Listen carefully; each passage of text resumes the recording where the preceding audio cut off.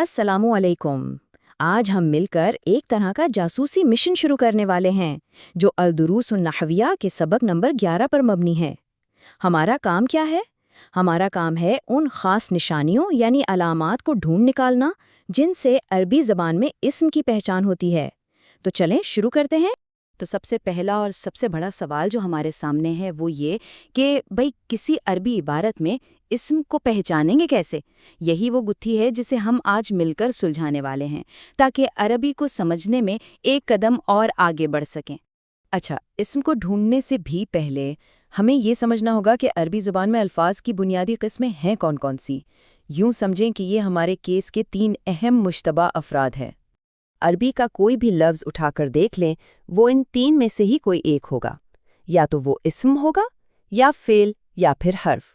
इसीलिए इस्म को पहचानना सबसे पहला और सबसे ज़रूरी कदम है, क्योंकि यहीं से हमें पूरे जुमले की बनावट समझने की चाबी मिलती है। और इस पूरी तहकीकात में हमारी मदद के लिए हमारे पास 10 खास निशानियां यानी अलामात का एक पूरा टूलकिट मौजूद है। ये वो सुराख हैं जिनसे कोई भी इस्म खुद को छुपा नहीं सकता। तो चलें सबसे पहले उन अलामात की बात करते हैं जो बिल्कुल सामने होती हैं। ये वो निशानियां हैं जो किसी लफ्ज़ के शुरू या आखिर में हमें साफ साफ नज़र आ जाती हैं। इस हिस्से में हम 3 बहुत अहम ज़ाहिरी अलामतों को देखेंगे। पहली, लफ्ज़ के शुरू में अल का होना। दूसरी, उससे पहले किसी हरफ़े जर का आना। और तीसरी, उसके आखिर में तनवीन का होना। पहली अलामत तो बहुत ही सीधी सी है। अगर किसी लफ्ज़ के शुरू में अल लगा हुआ है, जैसे मिसाल में देखें अल रजुलु, तो बस ये इस बात का पक्का सबूत है कि वो लफ्ज़ इस्म है। इसमें शक की कोई गुंजाइश ही नहीं। दूसरा सुराग हमें लफ्ज़ की जगह से मिलता है। अगर कोई लफ्ज़ किसी हरफ़े जर, जैसे यहाँ बी है, इसके फ़ौरन बाद आ रहा है, जैसा कि मिसाल है बिज़ईदिन, तो वो लफ्ज़ लाज़िमन इस्म ही होगा। यानी हरफ़े जर अपने बाद आने वाले लफ्ज़ को मजबूर कर देता है कि वो इस्म ही हो। तीसरी और आखिरी ज़ाहिरी अलामत है तनवीन। जब भी किसी लफ्ज़ के आखिर में 2 पेश, 2 ज़बर या 2 ज़ेर नज़र आएं, जैसे कि रजुलुन में, तो फ़ौरन समझ जाएं कि एक इस्म को हमने पहचान लिया है। अब हम कुछ ऐसी अलामात की तरफ बढ़ रहे हैं जो थोड़ी गहरी हैं। ये वो निशानियां हैं जो लफ्ज़ के ज़ाहिरी हुलिये से नहीं, बल्कि जुमले में उसके किरदार और मानी से पहचानी जाती हैं। ये ज़रा छुपी हुई होती हैं, लेकिन हैं उतनी ही अहम।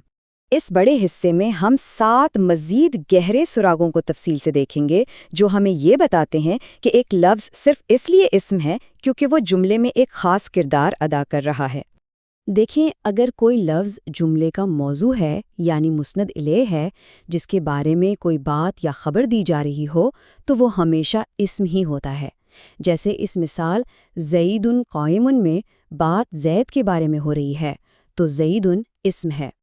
अगला सुराग हमें मुल्कियत के रिश्ते में मिलता है। अगर कोई लफ्ज़ किसी मुल्कियत वाले ताल्लुक़ का पहला हिस्सा हो, जिसे अरबी में मुज़ाफ़ कहते हैं, तो वो भी यकीनी तौर पर इस्म ही होगा। जैसे ग़ुलाम ज़ईदिन यानी ज़ैद का ग़ुलाम, इसमें ग़ुलाम एक इस्म है। अरबी ज़बान में ना अल्फाज को एक ख़ास पैटर्न पर लाकर उनका छोटा होना दिखाया जाता है। इस अमल को तस्ग़ीर कहते हैं, और ये खूबी सिर्फ़ और सिर्फ इस्म में होती है। जैसे कुरैशुन, ये इस बात की पक्की निशानी है कि ये लफ्ज़ इस्म है। बिल्कुल इसी तरह अगर कोई लफ्ज़ किसी जगह या ख़ानदान से ताल्लुक़ या निस्बत ज़ाहिर करे, जिसे मंसूब कहते हैं, तो वो भी इस्म ही होगा। जैसे बगदादियुन का मतलब है बगदाद से ताल्लुक़ रखने वाला। ये निस्बत भी सिर्फ इस्मों में ही पाई जाती है। अरबी में जब 2 चीज़ों की बात करनी हो तो एक ख़ास शक्ल इस्तेमाल होती है, उसे कहते हैं तस्निया। ये भी सिर्फ इस्मों की ही खासियत है। इसलिए रजुलानी, जिसका मतलब है 2 मर्द, ये भी एक इस्म है।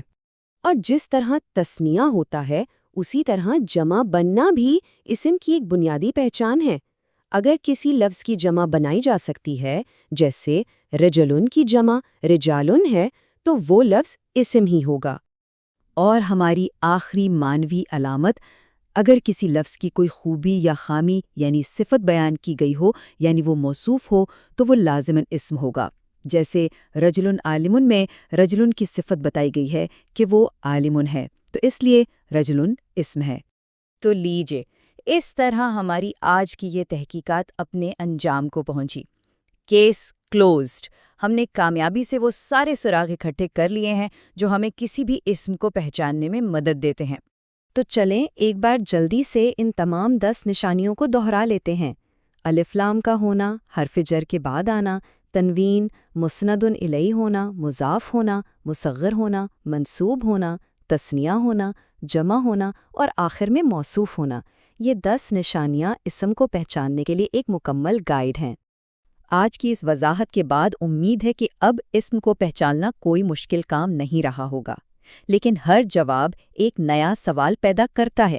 تو سوال یہ ہے کہ اب جب اسم کی پہچان ہو گئی تو عربی گرامر کی دنیا میں ہمارا اگلا قدم کیا ہونا چاہیے؟ یہ سفر تو ابھی شروع ہوا ہے۔